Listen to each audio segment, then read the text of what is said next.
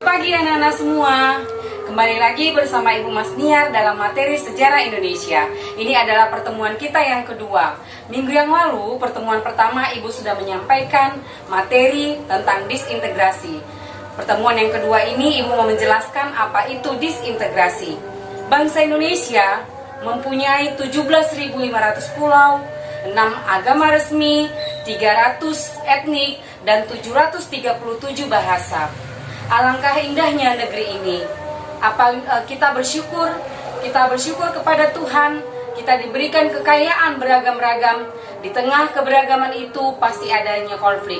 Meskipun ada konflik tidak mengurangi persatuan di dalam negeri ini.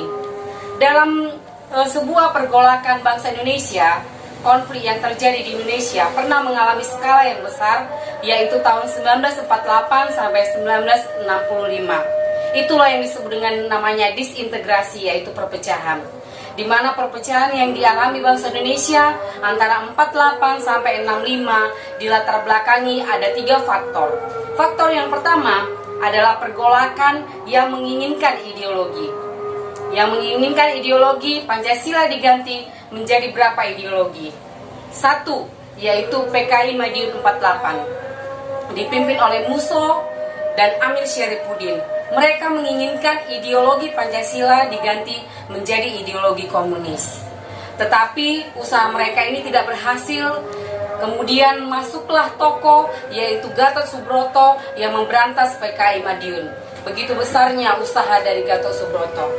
Ideologi yang kedua adalah DITII, Darul Islam Tentara Islam Indonesia, yang menginginkan ideologi agama. Yang kedua adalah konflik yang berbau dengan kepentingan. Yang pertama itu adalah APRA, Angkatan Perang Ratu Adil, di mana pemimpinnya adalah Raymond Wasterling, di mana mereka menginginkan mendirikan negara bagian Pasundan. Yang selanjutnya bagian kepentingan adalah Andi Aziz. Andi Aziz ini menginginkan negara bagian Indonesia Timur. Ini adalah bagian dari kepentingan. Kemudian kepentingan yang ketiga adalah RMS, Republik Maluku Selatan, yang menginginkan negara bagian Republik Maluku Selatan yang dipimpin oleh Smokil. Yang ketiga adalah kepentingan daerah, PRRI, Pemerintahan Revolusioner Republik Indonesia, di mana latar belakangnya ini adalah keinginan daerah itu supaya biaya itu sama dengan biaya pusat. Karena pada masa pemerintahan itu adanya kesenjangan antara biaya daerah dengan biaya pusat. Salah satu tokoh pemimpinnya adalah Amausen. Jadi ada 3 kepentingan, kepentingan ideologi, kepentingan pribadi, dan kepentingan pemerintahan.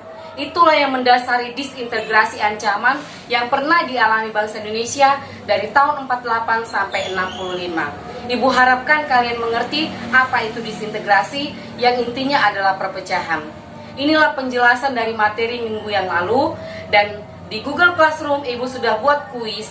Ada berapa pertanyaan pilihan berganda, silakan dijawab. Sampai di sini materi kita hari ini. Kita lanjutkan minggu depan bersama Ibu Mas Niar. Salam sehat anak-anak Ibu semua. Selamat pagi.